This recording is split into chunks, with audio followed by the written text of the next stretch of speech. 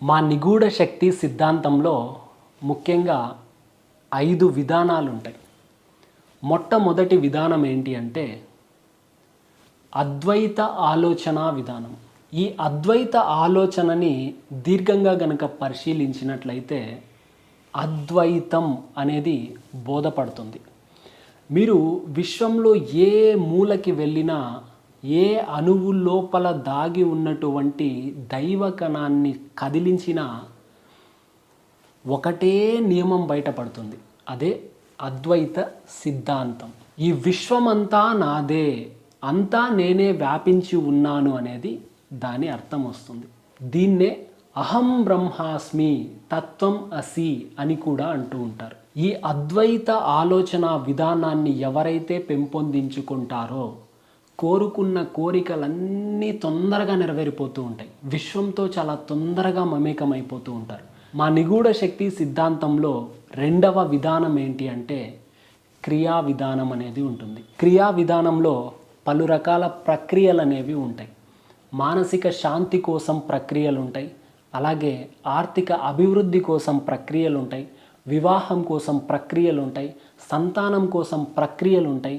ఇవన్నీ కూడా గతంలో ఎవరికి వాళ్ళు చేసుకొని రూపొందించుకున్న కర్మల మీద ఆధారపడి పనిచేస్తూ ఉంటాయి. ఆ కర్మలని తొలగించుకుంటే సంతాన భాగ్యం కలగనటువంటి వాళ్ళకి సంతానం కలుగుతుంది. ఎంతోమందికి కన్సీవ్ అవుతూ ఉంటారు, వెంటనే మళ్ళీ వెళ్ళిపోతూ ఉంటుంది, మళ్ళీ బాధపడుతూ ఉంటారు. ఇలా చాలాసార్లు కూడా జరుగుతూ ఉంటుంది. మరికొంతమందికి అయితే సంవత్సరాల తరబడి పిల్లలు కాకుండా ఉంటారు. ఏదో ఒక ప్రాబ్లం అనేది ఉంటుంది. ఏ ప్రాబ్లము లేకుండా పిల్లలు పుట్టడం లేదు అంటే క్రియల వల్ల సాల్వ్ చేసుకోవచ్చు. ప్రక్రియలు అనేవి చేయాలి. ఒక్కొక్క దానికి ఒక్కొక్క ప్రక్రియ అనేది ఉంటుంది. డబ్బులని ఆకర్షించే విధానం కూడా ఈ క్రియా విధానంలో ఉంటుంది. నిగూఢ శక్తి సిద్ధాంతంలో మూడవ విధానం ఏంటి అంటే దీక్ష మరియు ప్రార్థన. దీక్ష అంటే విశ్వదీక్ష, ప్రార్థన అంటే విశ్వ ప్రార్థన. నిగూఢ శక్తి సిద్ధాంతంలో నాలుగవ విధానం ఏంటి అంటే జ్యోతిష్యం. జ్యోతిష్యాన్ని ఎంతవరకు కన్సిడర్ చేయాలి అనేది గత వీడియోలో చెప్పాను. ఆ వీడియో యొక్క లింక్ కూడా డిస్క్రిప్షన్లో ఉంటుంది. ఆ వీడియోని కూడా చూడొచ్చు. కేవలం 5% మాత్రమే తీసుకోవాలి. ఒకటి లగ్నాన్ని తీసుకోవాలి. అదే లగ్నం నుంచి కోణ స్థితిలో ఉన్నటువంటి పంచమ స్థానం, ఇది అన్నింటికంటే ముఖ్యమైన స్థానం. ఎందుకంటే పూర్వ పుణ్యాన్ని మనం ఈ జన్మలో యాక్టివేట్ చేసుకోవచ్చు. పంచమ స్థానానికి సంబంధించినటువంటి జస్ట్ స్టోన్ పెట్టుకుంటే పూర్వ పుణ్యం యాక్టివేట్ అవుతుంది. ఈ పంచమ స్థానం అయిపోయిన తరువాత 9వ స్థానం, ఇది కూడా ముఖ్యమైన స్థానం, భాగ్యస్థానం అంటారు దీన్ని. ఈ భాగ్యస్థానం కనుక బాగుంది అంటే ప్రస్తుతం ఈ జన్మలోనే అదృష్టవంతులు అని చెప్పచ్చు.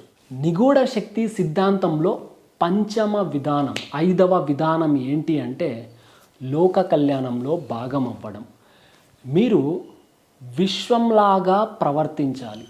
విశ్వం సన్లైట్ని కానీ ఈ పంచభూతాలన్నింటినీ కానీ ఉచితంగా ఇస్తుంది. ఎక్కడా కూడా రిటర్న్ ఎక్స్పెక్ట్ కూడా చేయదు. అందుకే మా వాట్సాప్ గ్రూప్లో ఉన్న వాళ్ళందరికీ డొనేషన్లు చెయ్యండి ఎవరికైనా లేని వాళ్ళకి అని అంటే కొంతమంది మెసేజ్లు చేస్తూ ఉంటారు. ఏమని చేస్తారంటే ఫొటోస్ పెట్టండి అంటే అక్కడ గమనించినప్పుడు ఒకసారి ఫొటోస్ పెట్టకుండా కొంతమంది వాళ్ళ కళ్ళల్లో ఈరోజు ఆనందం చూసామండి, మేము డొనేట్ చేసామని చెప్తారు. సరే, ఒకసారి ఫోటో తీసుకోరు. 10వసారి, 20వసారి, 30వసారి, ఎన్నిసార్లైనా చెప్పండి, ఒక 90% జనాలు అందరూ ఫొటోస్ పెడతారు. 10% జనాలు మాత్రం ఫొటోస్ పెట్టరు, ఏం పెట్టరు, డొనేషన్లు కూడా చేయరు. ఇక్కడ సంకల్పంతోనే సిద్ధించబడుతుంది. ఇవ్వడానికి మొహమాటం లేకుండా, భయం లేకుండా, బెదురు లేకుండా సహాయం చేసేసాము అని అంటే సంకల్పం ఏముంది? ఇవ్వాలి, విశ్వంతో మమేకం అవ్వాలి, విశ్వంలాగా ప్రవర్తించాలి అని ఉంది. విశ్వం మీరు కోరుకున్నవన్నీ తెచ్చి మీకు ఇస్తుంది. నిగూఢ శక్తికి సంబంధించిన ఈ 5 విధానాలని ఎవరెవరైతే ఆచరిస్తారో మీ జీవితం మొత్తం సరళమైపోతుంది.